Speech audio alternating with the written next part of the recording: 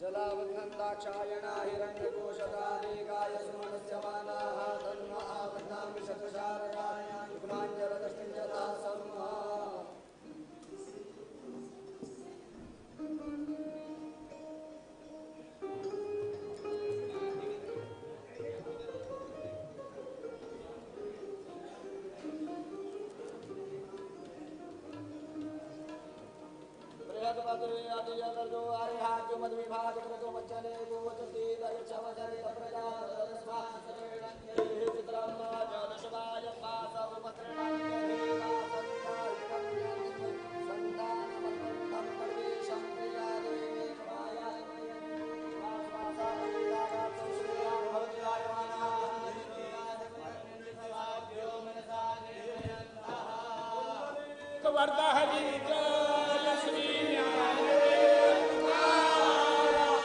पंढरीनाथ महाराज की जय, ज्ञानेश्वर महाराज की जय, महाराज की जय।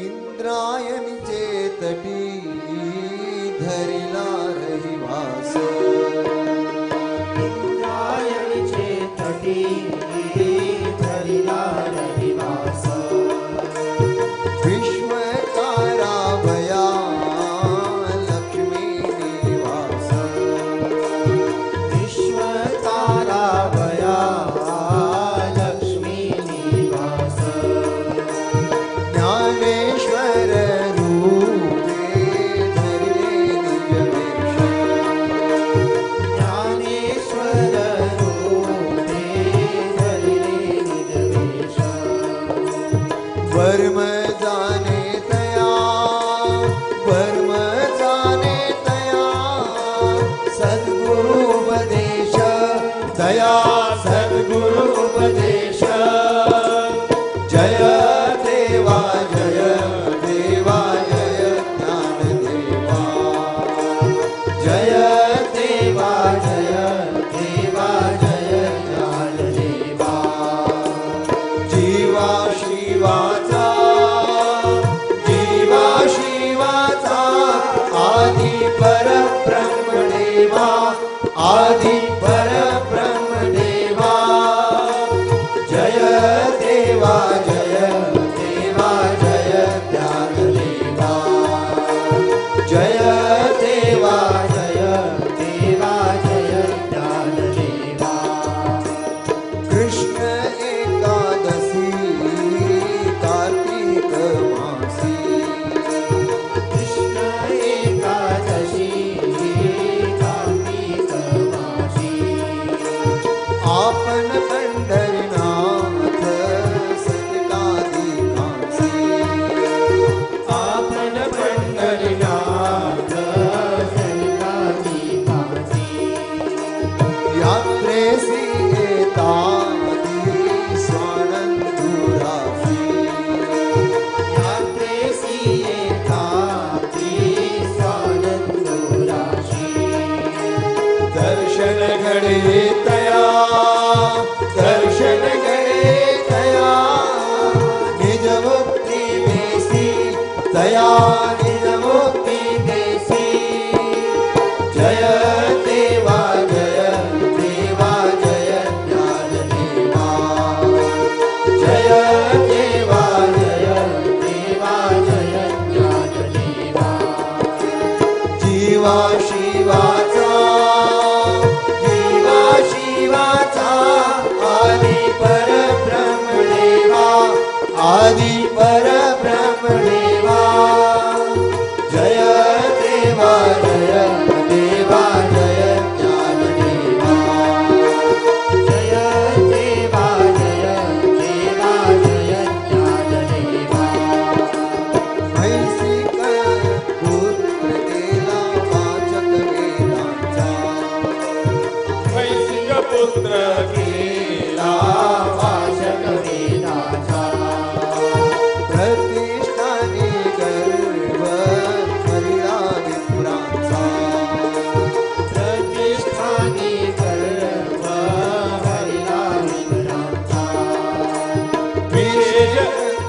विशेष अर्थ केला भगवद्गीतेचा विशेष अर्थ केला भगवद्गीतेचा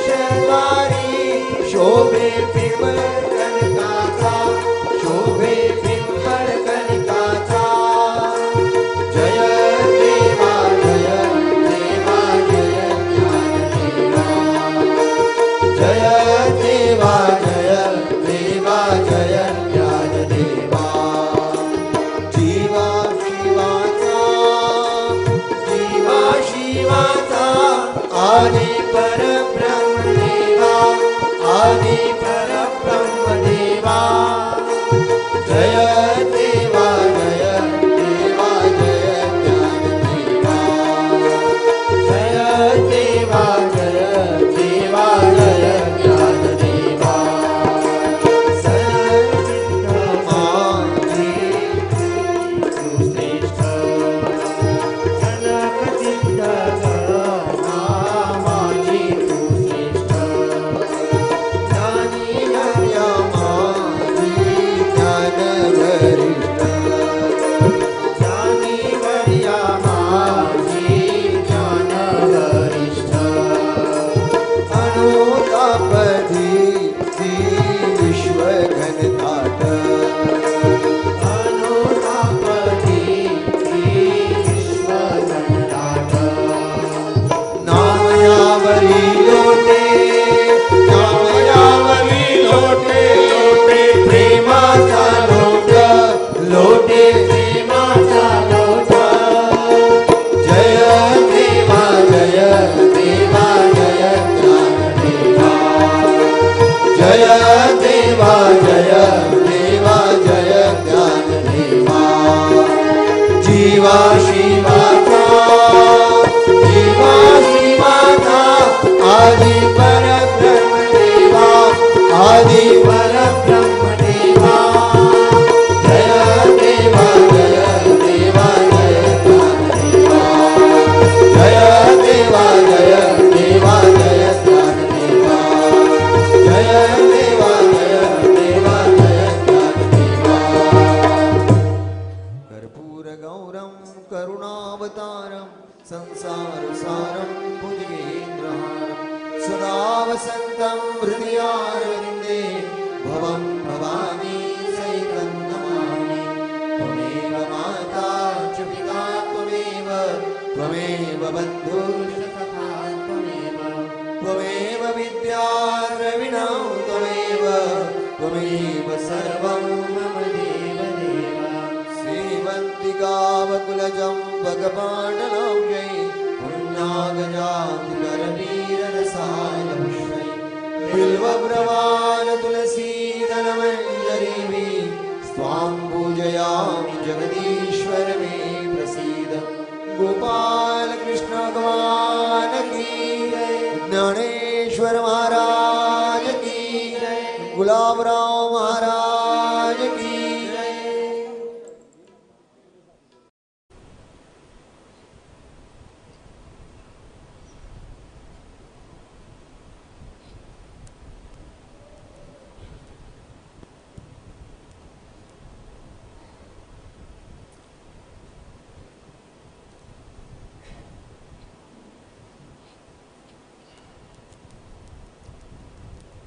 नमामि सद्गुरुं शांतं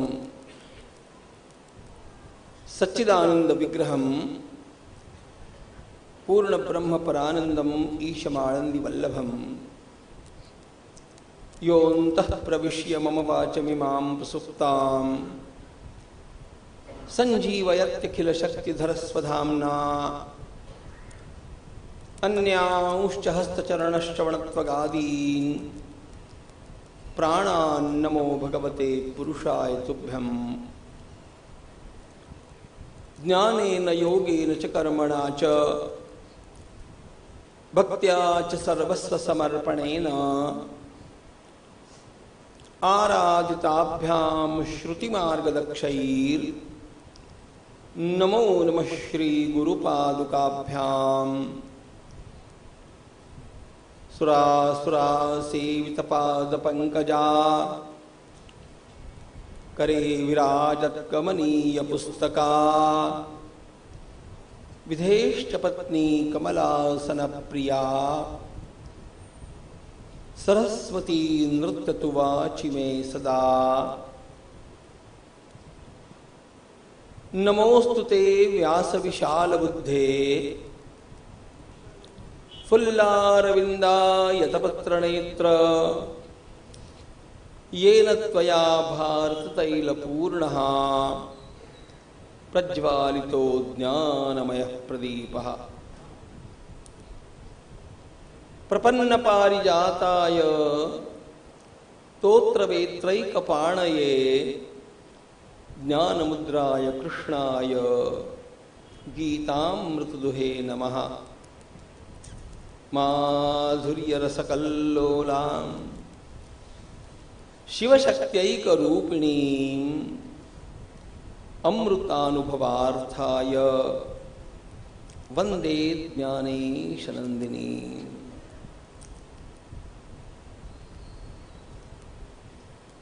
भगवति तव तीरे नीरमात्राशनोऽहम् विगतविषयतृष्णः कृष्णमाराधयामि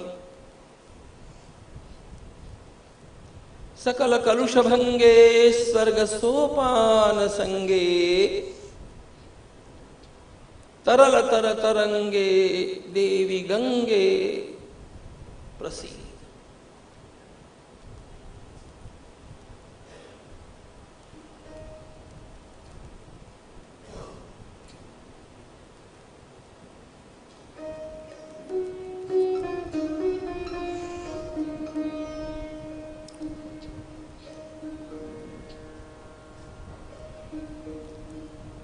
ओम नमो भगवते वासुदेवाय। ओम नमो जीयाद्या वेद प्रतिपाद्या जय जय स्वसंवेद्या आत्मरूपा देवा तूचि गणेशु सकलार्थमतिप्रकाशु मणे निवृत्तिदासु अवधारिजोजी हे शब्द ब्रह्म अशेष तेचि मूर्ति सुवेश तेथ वर्णवपु निर्दोष मिरवत असे स्मृति तेचि अवयव देखा आंगिक भाव तेथ लावण्याची ठेव अर्थशोभा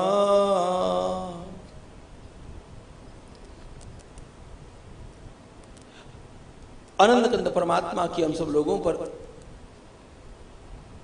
अत्यंत महती कृपा है कि आज गंगा माता के पावन तट पर हम लोग इस श्री हरिहर भक्ति महोत्सव के अंतर्गत संपूर्ण श्रावण मास में संसार के सर्वोच्च ग्रंथ का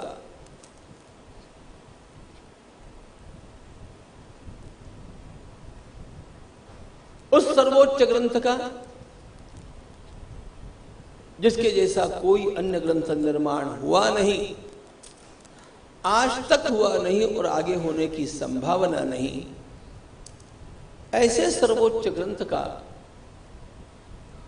चिंतन करने का शुभारंभ कर रहे हैं।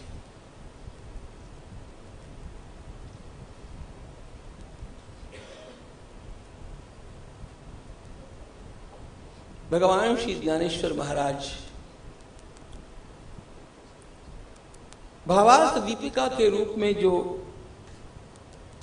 बोल गए, वह सारे विश्व की एक अमूल्य निधि बन गया।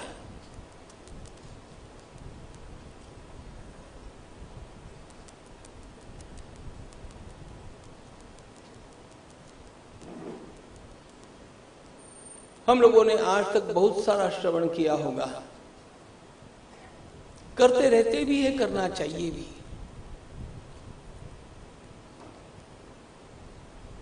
लेकिन ज्ञानेश्वरी का श्रवण करने जैसा सद्भाग्य जीव को प्राप्त हो, यह तो परमात्मा की सबसे बड़ी कृपा है, सबसे बड़ी कृपा।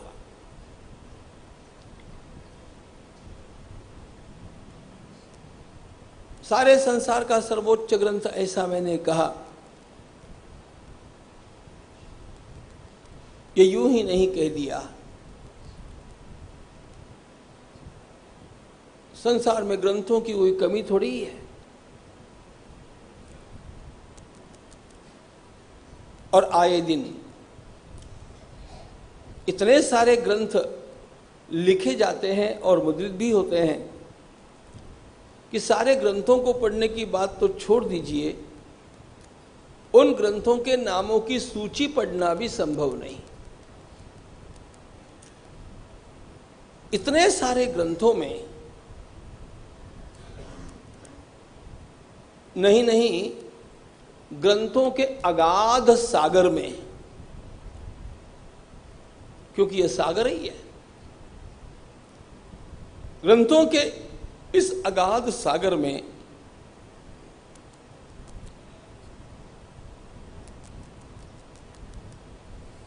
मुमुक्षु के लिए, किसी भी प्रकार के मुमुक्षु के लिए, यदि कोई एक ग्रंथ ऐसा है जो ग्रंथ उसे सर्वाधिक धन्य कर देगा, तो वह निश्चित रूप से श्री ज्ञानेश्वरी ही है। हम भारतीय संस्कृति के उपासक हैं। भारतीय संस्कृति के उपासक होने के कारण महाभारत के बारे में कुछ जानते हैं।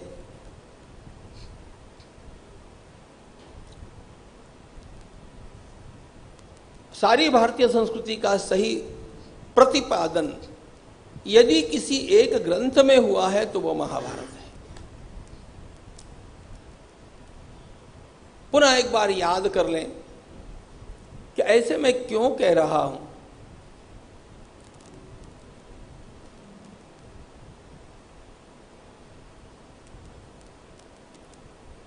हम सभी लोग विचारक हैं, प्रबुद्ध लोग हैं।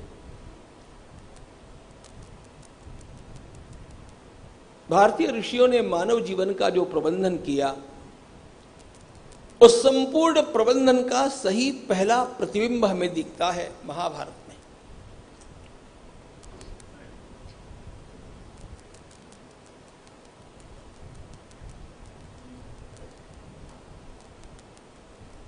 भारतीय ऋषियों का यह प्रबंधन क्या है? मानव जीवन का सर्वांगीण व्यापक और गहरा विचार हमारे ऋषियों ने किया।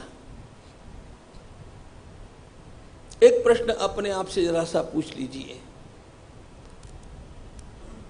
ज्ञानेश्वरी की महत्ता की ओर हम चल रहे धीरे धीरे। एक प्रश्न अपने स्वयं से पूछ लीजिए। एक वाक्य तो हम सब लोगों ने सुना है, वो वाक्य सही भी है कि सारे संसार में हमारी भारतीय संस्कृति सर्वोच्च है, सर्वोत्तम है। हमने ये वाक्य बचपन से सुना, कितनी बार हमने स्वयं कहा और इस वाक्य में हमारी पूरी श्रद्धा है कि यह सत्य है। लेकिन थोड़ी सी कल्पना कीजिएगा, यदि अपने ही किसी पुत्र ने हमें पूछा कि पिताजी,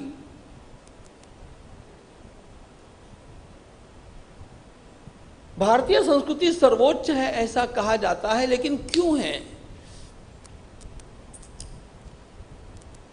तो आजकल का पिता तो एक उत्तर सही सही दे देगा। वो बात है ना, तुम अपनी मां से पूछो। पिताजी का मैनेजमेंट वन विंडो है, वो कुछ भी अपने ऊपर आता है तो मां से पूछो। बुद्धि चलाने की बात आ गई। तो चलो, उस बालक ने मां से पूछा कि मां ये बताओ कृपा करके कि आए दिन हम सुनते हैं भारतीय संस्कृति सर्वोच्च है, लेकिन भारतीय संस्कृति को सर्वोच्च क्यों कहा जाए? वो केवल हमारी संस्कृति है इसलिए भारतीय संस्कृति सर्वोच्च है, ऐसा तो कोई मानेगा नहीं। तो इसका उत्तर क्या होगा? क्या प्रमाण है कि वास्तव में भारतीय संस्कृति सर्वोच्च है? ऐसी अन्य कोई संस्कृति है नहीं।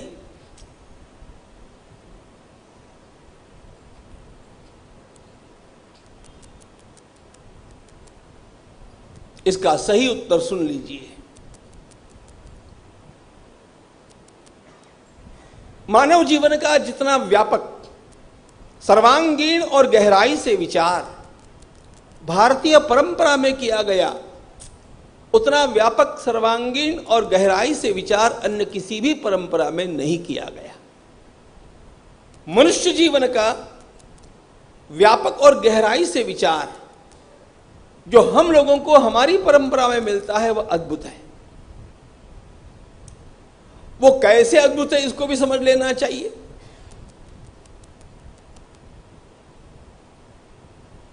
धर्म, अर्थ, काम और मोक्ष, इन चारों पुरुषार्थों में हमारे ऋषियों ने मानव जीवन के सामने सर्वोत्तम लक्ष्य रख दिए। प्रबंधन शास्त्र में पहली बात होती है सेटिंग द गोल्स। वह मनुष्य प्रबंधन कर ही नहीं सकता जिससे मुझे कहां पहुंचना है इसका पता ही नहीं।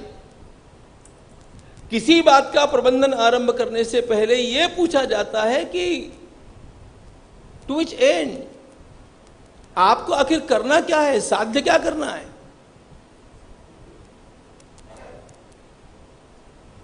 धन्य है भारतीय ऋषि जिन्होंने मनुष्य जीवन के 4 अत्यंत श्रेष्ठ उद्देश्य हमारे सामने रख दिए और ऐसे रखे कि 5वां कोई हो नहीं सकता।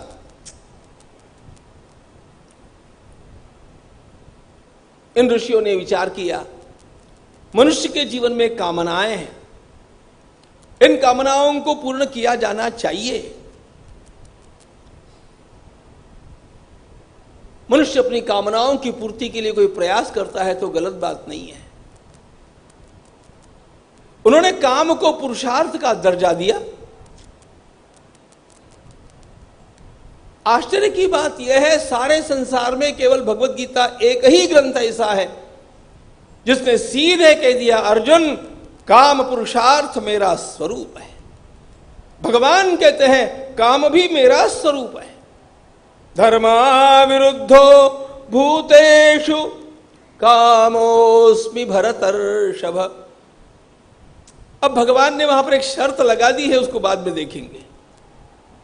लेकिन भगवान ने निर्द्वंद्व अवस्था में निर्भीकता के साथ कह दिया, काम मेरा स्वरूप है, मेरी विभूति है, मैं हूं काम। कामना की पूर्ति करना यह जीवन में स्वभावतः आवश्यक है। अब कामनाओं की पूर्ति करनी है तो उसके लिए अर्थ चाहिए। अर्थोपार्जन करना भारतीय परंपरा ने बड़ा अच्छा माना, गलत नहीं माना। देखो, भारत में न कभी गरीबी थी और न कहीं पर भी गरीबी की प्रशंसा है। यदि इस देश में प्राचीन काल में कहीं गरीबी थी तो वो सन्यासी और ब्राह्मणों के द्वारा स्वयं स्वीकृत गरीबी थी, वो व्रत के रूप में ग्रहण किया हुआ था। ये एक संपन्न राष्ट्र था, क्योंकि इसके मूल में ही श्री सूक्त है। हम लक्ष्मी की आराधना करते हैं, उसको अच्छा ही मानते हैं। राष्ट्र समृद्ध ही होना चाहिए। जैसे राष्ट्र समृद्ध होना चाहिए तो मेरा परिवार भी होना चाहिए।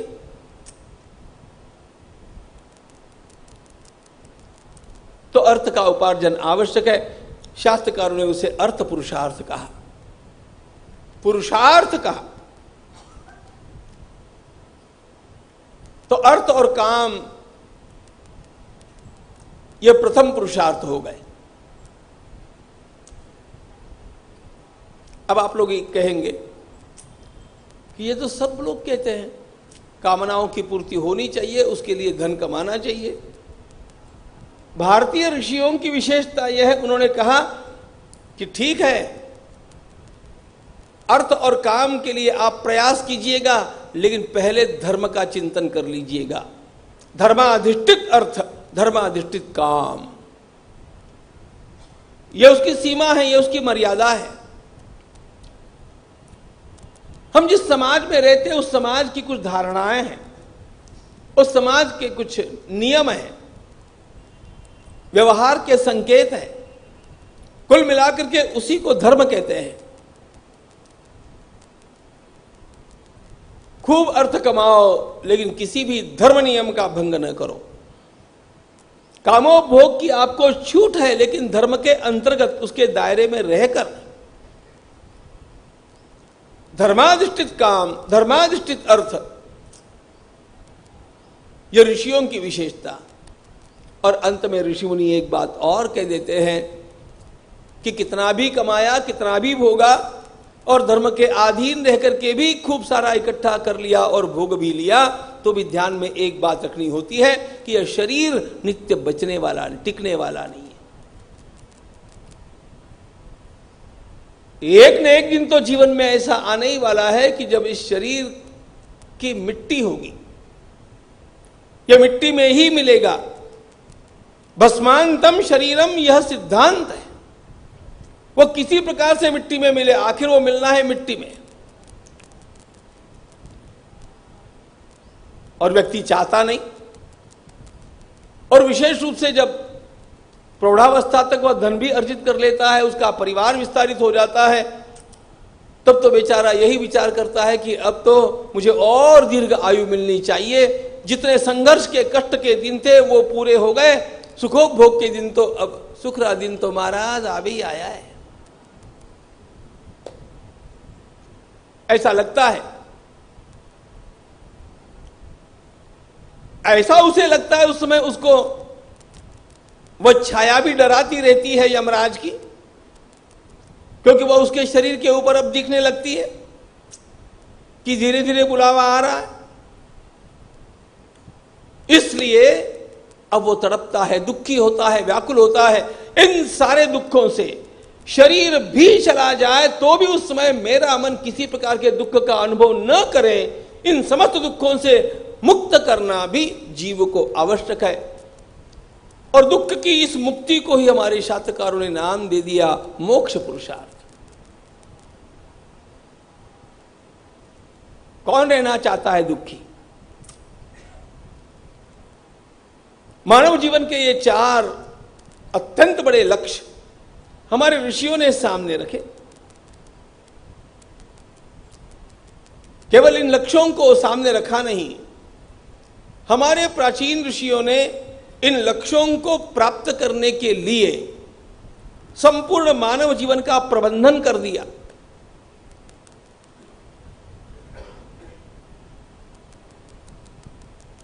प्रबंधन शास्त्र में छूटते ही पहली बात आ जाती है टाइम मैनेजमेंट। भाई समय का प्रबंधन करना सीखो। हमारे ऋषियों ने जीवन के ही समय का प्रबंधन कर दिया।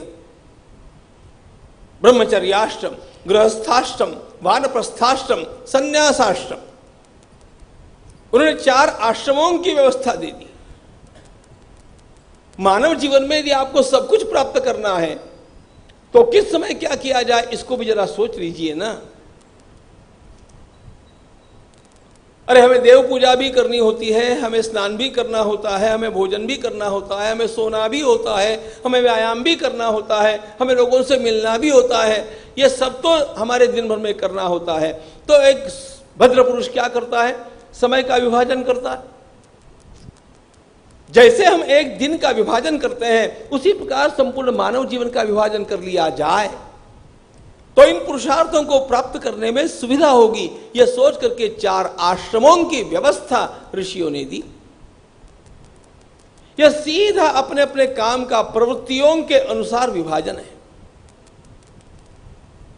धन्य है उन ऋषियों की, उन्होंने यह भी सोचा कि सारा समाज इसके लिए योग्य हो जाए। सारे समाज को यदि ये 4 लक्ष्य प्राप्त करने होंगे तो कम से कम समय में अधिक से अधिक लाभ कैसे प्राप्त किया जा सकता है, इस सूत्र को ध्यान में रख करके उन्होंने समाज के लिए आवश्यक समस्त कामों का विभाजन 4 वर्णों में कर दिया। ब्राह्मण, क्षत्रिय, वैश्य, शूद्र। वर्ण व्यवस्था के लिए आपके अंतःकरण में क्या विचार है मुझे पता नहीं, लेकिन एक बात ध्यान रखना, जहां पर भी समाज का प्रबंधन करना होगा वहां पर आपको वर्गीकरण करना अनिवार्य है। इन प्रवृत्तियों का वर्गीकरण किए बिना आप एक छोटी संस्था नहीं चला सकते, पूरे समाज को कैसे चलाएंगे। अब उसमें जन्मगत उच्च नीच भाव, ये सारी बात की, जैसे गंगा जी में प्रदूषण होता है ना, सारे पढ़े लिखे और सारे जिनके हाथ में पूरी सत्ता है ऐसे लोग भी एक गंगा जी के प्रदूषण को रोक नहीं सकते हैं। तो लाखों वर्षों से चली आई समाज की गंगा में यदि किन्हीं दुर्भावनाओं के कारण प्रदूषण आ गया होगा उच्च नीचता का, तो उसको रोका जाना चाहिए। मूल गंगा विशुद्ध ही है, जैसे हम मानते हैं उसी प्रकार ये भारतीय परंपरा मूल रूप में विशुद्ध परंपरा है।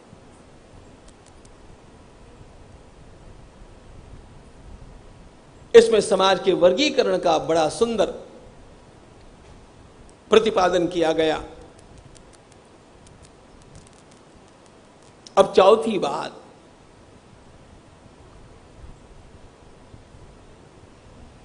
सभी को मोक्ष प्राप्ति के लिए भगवत प्राप्ति आध्यात्मिक साधना अनिवार्य रूप में करना आवश्यक है। किसे अपनी अपनी आराधना साधना कैसे करनी चाहिए, भारतीय ऋषियों की विशेषता यह है कि उन्होंने सीधे सीधे 4 भागों में बांट दिया इस साधना को और स्वतंत्रता प्रदान कर दी। ज्ञान, कर्म, भक्ति और योग, ये 4 साधन हैं। संसार के किसी भी देश के किसी भी संप्रदाय में आप ये दिखाइए कि इस प्रकार साधनों की विपुलता आपको मिल जाती है।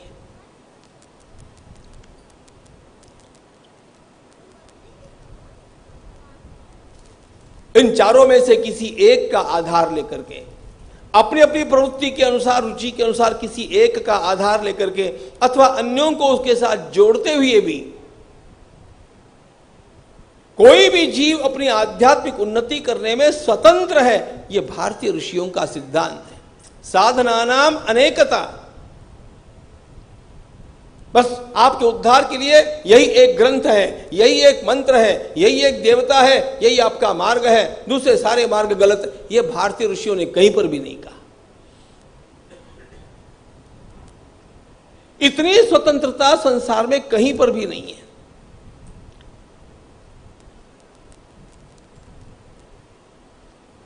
कल के बालक को यह बतलाने की आवश्यकता है कि बेटा, धर्म, अर्थ, काम और मोक्ष, ये 4 पुरुषार्थ, ब्रह्मचर्याश्रम, गृहस्थाश्रम, वानप्रस्थाश्रम, संन्यासाश्रम, ये 4 आश्रम, ब्राह्मण, क्षत्रिय, वैश्य, शूद्र, ये 4 वर्ण और ज्ञान, कर्म, भक्ति और योग, ये 4 साधना मार्ग, ये हमारे भारतीय ऋषियों की देन है। भारतीय संस्कृति इन 16 खंभों के ऊपर खड़ी है, ध्यान रखना। यह भारतीय संस्कृति के अत्यंत सुदृढ़ 16 स्तंभ है।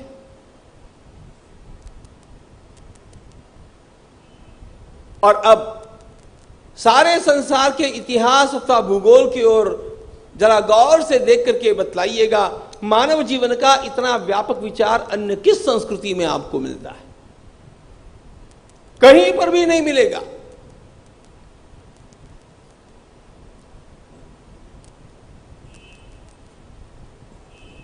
अपने लिए भी ध्यान में रखना आवश्यक है और अपनी अगली पीढ़ी के बालकों को भी समझाने के लिए इतना जानना आवश्यक है कि मानव जीवन का इतना व्यापक और इतनी गहराई से विचार केवल भारतीय परंपरा में होने के कारण भारतीय परंपरा सर्वश्रेष्ठ है। अब वो बच्चा एक प्रश्न पूछेगा,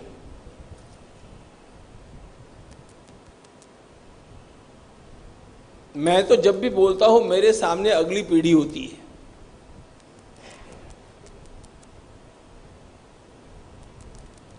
हम लोग परंपरा से ग्रंथों को सुनते आए हैं और हम लोगों की परंपरा में हम लोगों को एक संस्कार भी प्राप्त हुआ दिखता है कि बड़ों के सामने ज्यादा पूछताछ नहीं करनी चाहिए, वो जैसा बोलते हैं मान लेना चाहिए। वो तो ठीक है, लेकिन अंतःकरण में यदि कोई जिज्ञासा निर्माण हो जाए ज्ञान विषयक, तो उससे नहीं पूछेंगे तो उनके बुद्धि का भ्रम मिटेगा नहीं। और फिर चुप रहने के लिए हम लोगों ने कह दिया तो चुप तो रह जाएंगे, लेकिन मन में उनके एक आशंका रहेगी। हमारे बालकों की श्रद्धा को तोड़ने के प्रयास चारों दिशाओं से हो रहे हैं। ऐसी स्थिति में हम लोगों को इन सब बातों का पता होना चाहिए ताकि हम अगली पीढ़ी के बालकों को सही उत्तर दे सकें। अब यदि उस बालक ने यह प्रश्न पूछा कि मां, मान लिया मैंने कि भारतीय परंपरा इन 16 स्तंभों पर खड़ी है,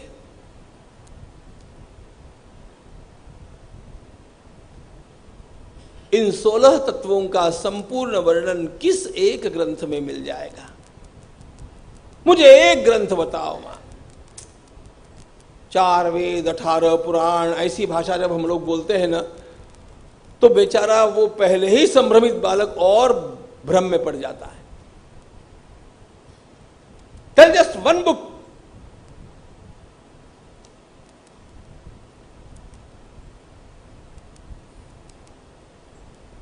निस्संग अंतःकरण से आपको उत्तर देना होगा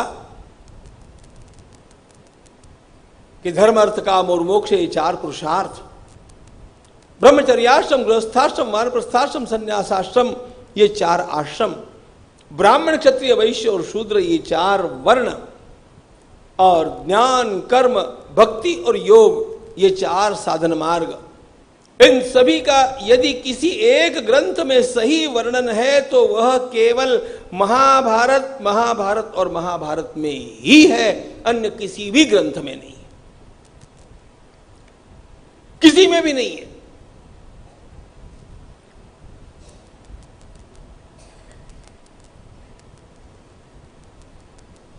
आगे चल करके आप ज्ञानेश्वर महाराज के शब्द सुनेंगे। म्हणून जे नाही महाभारती ते नाही चित्री जगती, जो महाभारत में नहीं वह संसार में कहीं नहीं। धर्मे चार्थे च कामे च मोक्षे च भरतर्षभ, यदि हास्ति तदन्यत्र यन्नेहास्ति न तत्क्वचित्।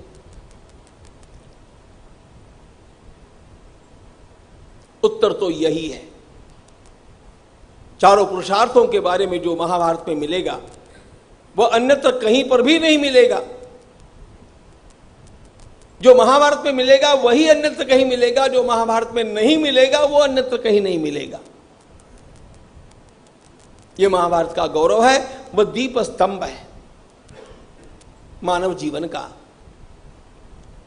और इसीलिए हम जब भारतीय संस्कृति शब्द का प्रयोग करते हैं ना, तो ध्यान में यह रखना चाहिए, भारतीय संस्कृति का अर्थ है महाभारतीय संस्कृति। महाभारत में भगवान वेदव्यास जी महाराज ने और भगवान श्री कृष्ण ने जिस संस्कृति का प्रतिपादन किया, जिस विचारधारा को हमारे सामने रखा, वही भारतीय संस्कृति कहलाई।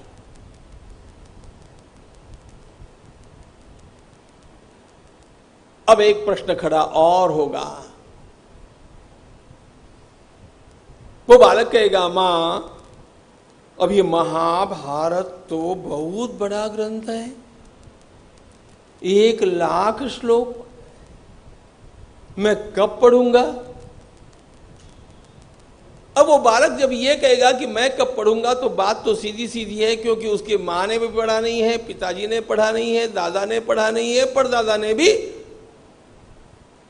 नहीं पढ़ा है।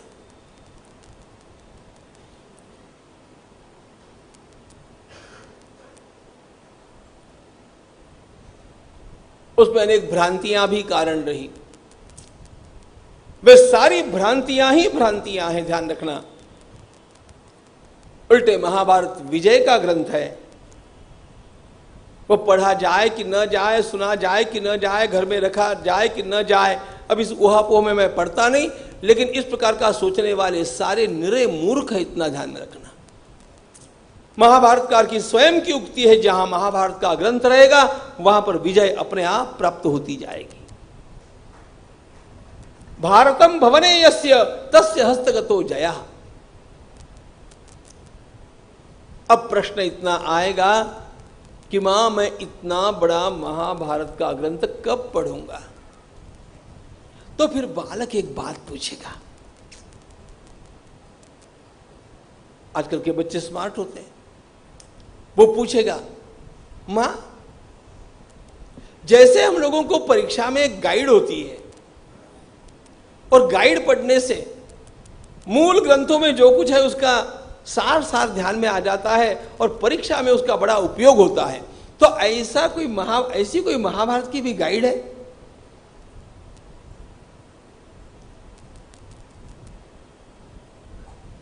जिसमें सारे महाभारत के विचारों का प्रतिबिंब हो? तो ध्यान रखना, उसी का नाम भगवत गीता है। श्री कृष्ण गोविंद हरे मुरारे, हे नाथ नारायण वासुदेव।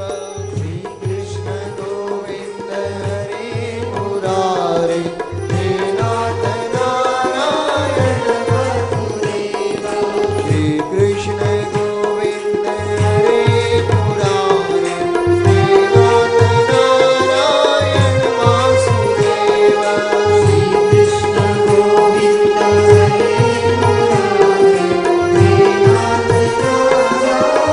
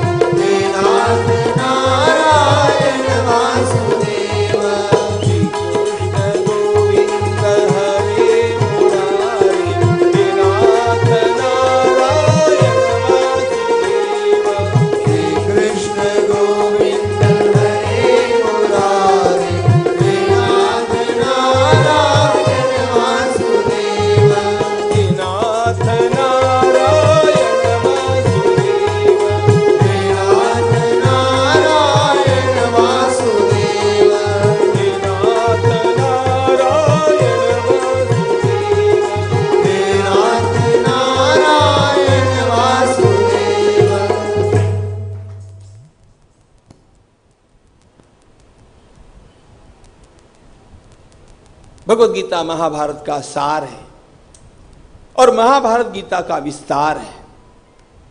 यह बात इस देश के युवकों के ध्यान में जल्दी आना आवश्यक है। भगवत गीता महाभारत का सार है, यह तो ध्यान में उनके आ भी जाएगा, लेकिन महाभारत गीता का विस्तार है, यह जब कहा जाता है तो उसका एक विशिष्ट अर्थ है, ध्यान रखना। और वह अर्थ यह है कि भगवत गीता का अर्थ करते समय महाभारत के संदर्भ को त्याग करके अर्थ नहीं किया जा सकता, क्योंकि वह महाभारत का एक अंग है। और भगवान ने जब यह ज्ञान हमारे सामने रखा तो कुछ विशिष्ट दृष्टिकोण रख करके रखा है। अनायास उसके कारण संसार का कल्याण हो गया, संसार के हर जीव के कल्याण का मार्ग प्रशस्त हो गया। कितने ही ग्रंथ संसार में निर्माण हुए, लेकिन सारे विश्व के आध्यात्मिक धार्मिक वाङ्मय में जो स्थान भगवत गीता का है वो अन्य कोई ग्रंथ नहीं ले सका।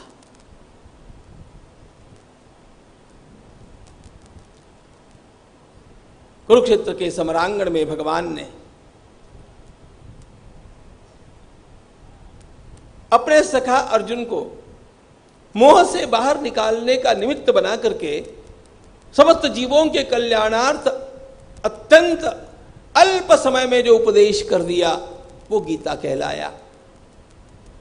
केवल 40 मिनट का यह संवाद है, 40 ही मिनट का है। मैं जब अपने महाविद्यालयीन शिक्षा के समय रोज गीता का पाठ करता था, 40 मिनट में गीता का पूरा पाठ होता था। अब हम शांति से अधिक समय कितना भी लगावे तो लगा सकते हैं, अच्छी बात है।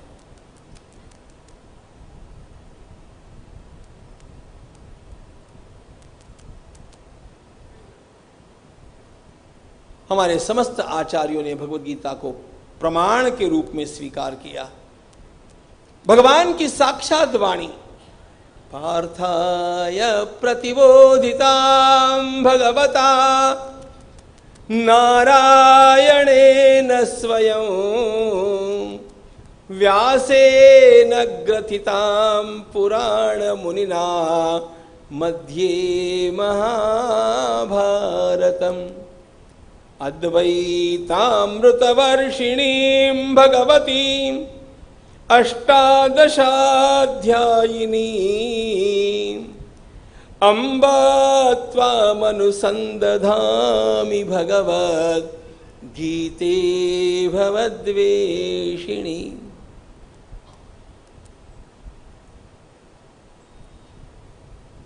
इस पारंपरिक श्लोक ने हमारी परंपरा में भगवत गीता को मां कहा है। अम्ब,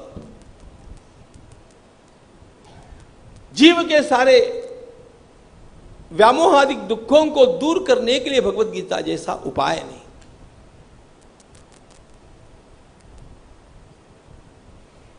इतने अल्प शब्दों में इतना ज्ञान भर देना, यह वास्तव में एक विलक्षण चमत्कार ही है। लेकिन चलो, भगवत गीता की यह प्रशस्ति, भगवत गीता की यह महत्ता हम और भी देखेंगे। मुख्य बात यहां पर यह है कि जब वो बालक महाभारत के गाइड के रूप में भगवत गीता पढ़ना आरंभ करना चाहेगा ना, तब उसके सामने इतने सारे भाष्यों की पुस्तकें आएगी, क्योंकि आज का बच्चा तो सीधा इंटरनेट पर पहले खोजता है गीता के बारे में क्या क्या है।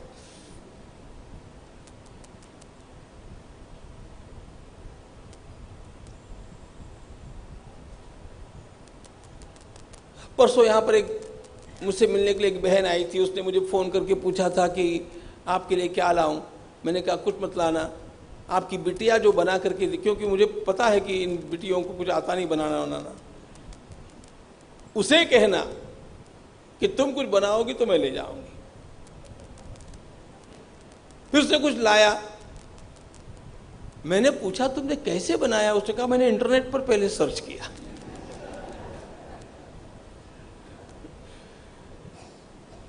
अभी की 8 दिन पहले की घटना है। तो अब जब उसने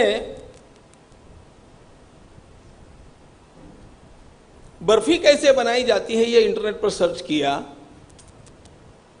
तो भगवत गीता के बारे में भी वो इंटरनेट पर ही पहले जाएगा।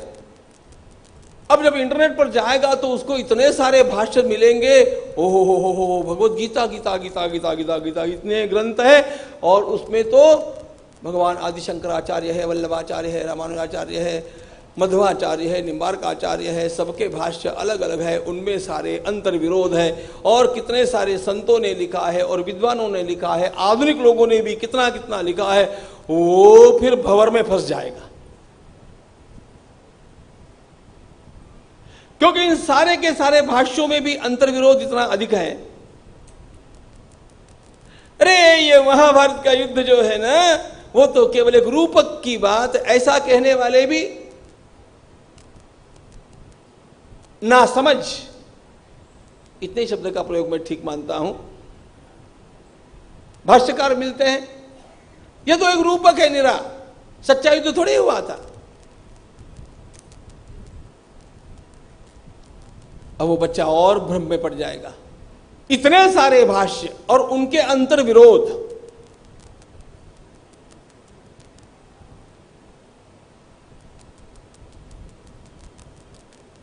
यदि उस बालक ने आपसे ये पूछा कि मां ये इतना जंजाल तो मैं नहीं पढ़ सकता, मां कहेगी मैंने भी कहां पढ़ा है, मैंने कम से कम गीता का एक अध्याय रोज पढ़ा तो है, तुम्हारे पिताजी ने तो वो भी नहीं पढ़ा है। लगभग हर पिताजी की ये अवस्था है, यहां के छोड़ करके।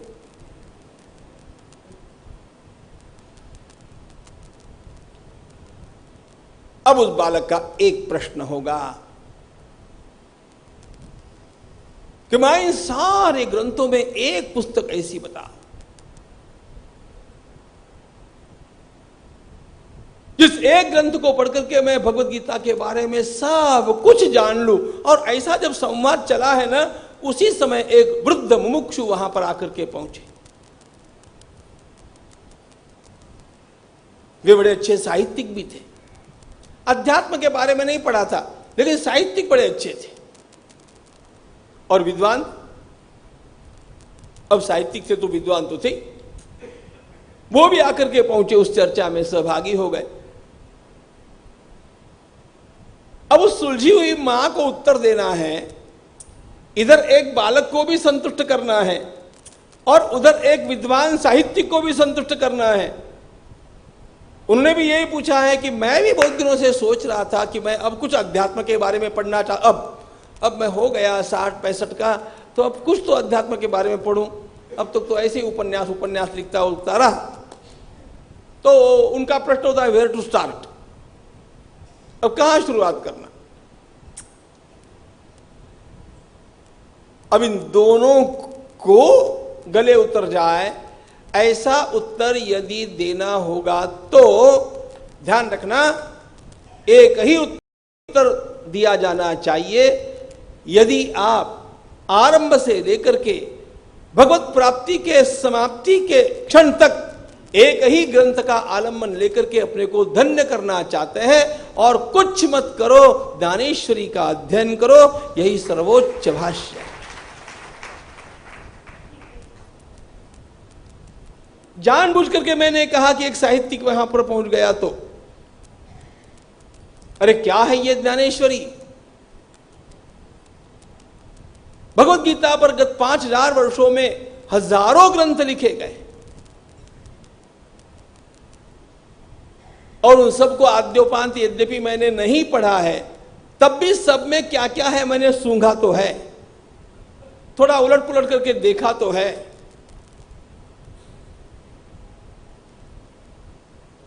और सही बतलाता हूं आपको, इन सब को एक और रख करके जब ज्ञानेश्वर महाराज को देखता हूं और उनके साथ तुलना करने जैसा और कोई है क्या, ऐसा विचार करता हूं, तो दूसरा कोई नाम ही याद नहीं आता है। यह ज्ञानेश्वरी की अद्वितीयता है। अनामिका सार्थवती बभूव पुरा कवीनां गणना प्रसंगे कनिष्ठिकाधिष्ठित कालिदासः अध्यापित तुल्य कवेर अभावात अनामिका सार्थवती हो। कितना सुंदर उस कवि ने कहा। आप लोगों को पता होगा हमारी इन 5 उंगलियों के नाम है, उसमें इस उंगली का नाम अनामिका है। यह करांगुली है, यह अनामिका है, यह मध्यमा है, तर्जनी है, यह अंगुष्ठ है।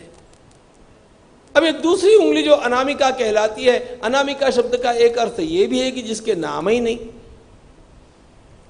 भगवान को गंध अर्पण करने में हम इस उंगली का उपयोग करते हैं। एक विद्वान ने कल्पना की कि इसका नाम अनामिका क्यों हुआ होगा, तो उसको बड़ा अच्छा सूझा। उसने कहा पुरा कविनां गणना प्रसंगे, एक बार अत्यंत श्रेष्ठ कवियों की गिनती करने की बात चली तो लोग विद्वान लोग गिनने के लिए बैठे, तो एक तो भाई कालिदास, दूसरा अब कालिदास के साथ तुलना की जाए ऐसा कोई दूसरा कवि ध्यान में ही नहीं आया, इसलिए कहा अनामिका, दूसरा नाम ही नहीं आया। इतने महान है कालिदास, उधर उतने महान है शेक्सपियर। मेरी विनम्र बात आपको बतलाता हूं, यदि कालिदास और शेक्सपियर दोनों भी ज्ञानेश्वर महाराज के बाद में होते तो ज्ञानेश्वर महाराज के पास जाकर के साहित्य पढ़ने के लिए ट्यूशन लगा सकते थे। इतना साहित्य रस इस एक ग्रंथ में भरा हुआ है, इतना। एक एक शब्द बड़ी जिम्मेदारी के साथ बोल रहा हूं, क्योंकि मुझे पता है मैं बड़े प्रबुद्ध सुबुद्ध लोगों के सामने बोल रहा हूं। दोनों को ही ट्यूशन लगानी पड़ती। हमने अपने बचपन में पढ़ा था उपमा कालिदासस्य, अरे उपमा तो कालिदास, बस मैंने कुछ पढ़ा है उसको। लेकिन जब ज्ञानेश्वरी पढ़ने लग गया तो मैं आपको ज्ञानेश्वरी में कितने ही स्थल ऐसे दिखा सकता हूं जैसा कोई भी स्थल आपको न कालिदास में मिलेगा न शेक्सपियर में मिलेगा।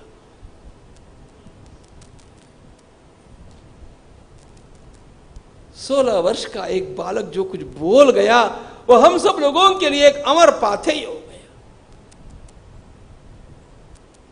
इन महात्माओं के भाष्यों को देखते हैं, कोई ज्ञान का आग्रही है, कोई कर्म का आग्रही है, कोई भक्ति का आग्रही है, कोई योग का आग्रही है। और ज्ञानेश्वर महाराज की ओर आप देखेंगे उन्होंने चारों का पूरा समन्वय किया है।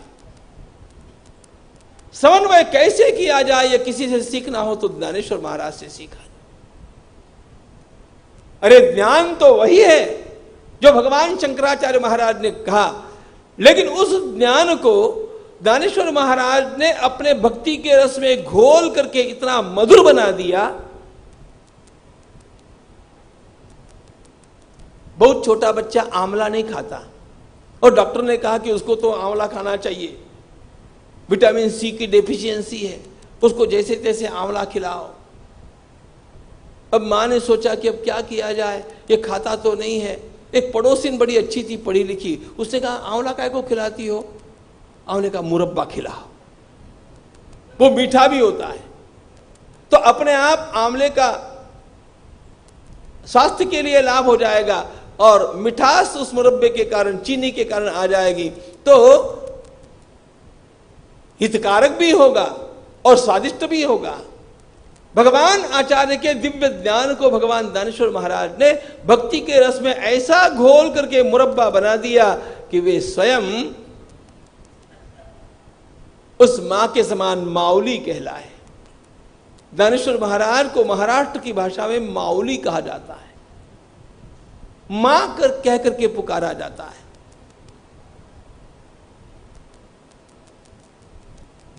सब कुछ अद्भुत है इस ज्ञानेश्वरी में।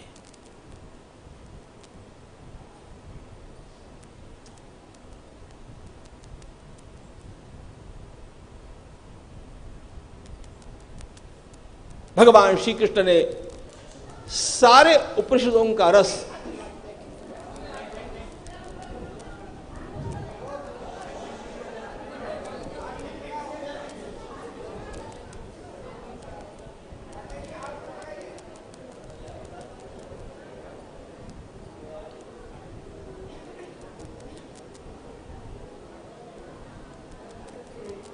भगवान श्री कृष्ण ने सारे उपनिषदों का रस एक भगवद गीता में लाया और उस दिव्य रस को भगवान ज्ञानेश्वर महाराज ने सारे श्रोताओं को, सारे भाविकों को अपने पुत्र मान करके इतने प्रेम से परोसा। क्या क्या परोसा, कैसे परोसा, आइए ठीक 3:30 बजे देखना आरंभ करेंगे। समय अपना पूर्ण हुआ। आज आरंभ का दिन था, इसलिए थोड़ा विलंब से आरंभ होना स्वाभाविक था। अपराह्न से अपनी कथा रोज समय से ही आरंभ होगी, समय से ही पूर्ण होगी। प्रातःकाल 9:30 से 12 और अपराह्न में 3:30 से 6। जय जय राम कृष्ण हरि, जय जय राम कृष्ण हरि, जय जय राम कृष्ण हरि, जय जय राम कृष्ण हरि, जय जय राम कृष्ण हरि, जय जय राम कृष्ण हरि, जय राम कृष्ण हरि, जय जय राम कृष्ण हरि, जय जय राम कृष्ण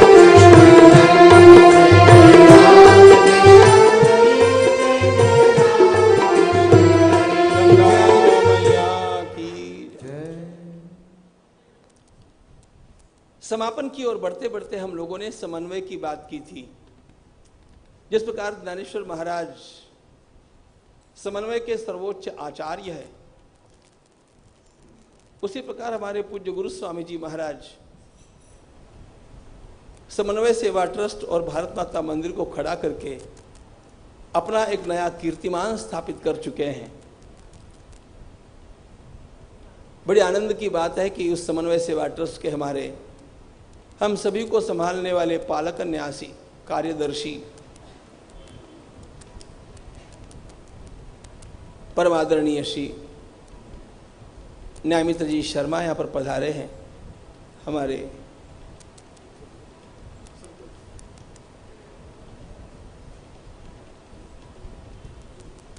अनुरोध पर आपका शुभागमन हुआ। साथ में हमारे ही साथी न्यासी श्रीमान संतोष जी अग्रवाल भी पधारे, वे भी कृपा करके यहाँ पर आवे।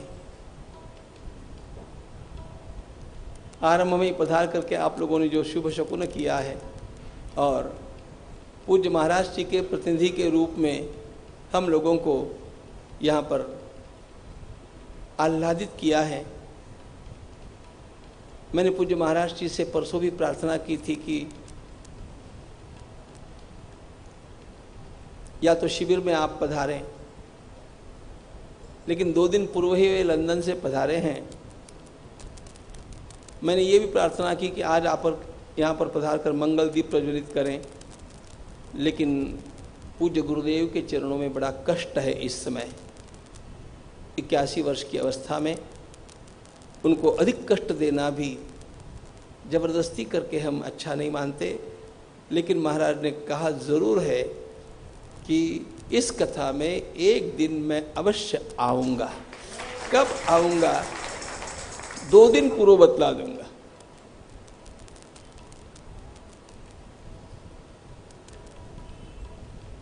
भारत माता की जय।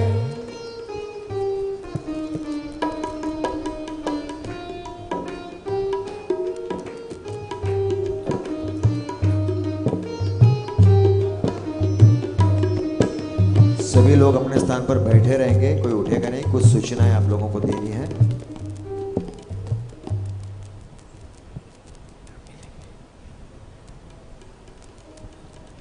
जय जय राम कृष्ण हरि, जय जय राम कृष्ण हरि, जय जय राम कृष्ण हरि, जय जय राम कृष्ण हरि, जय जय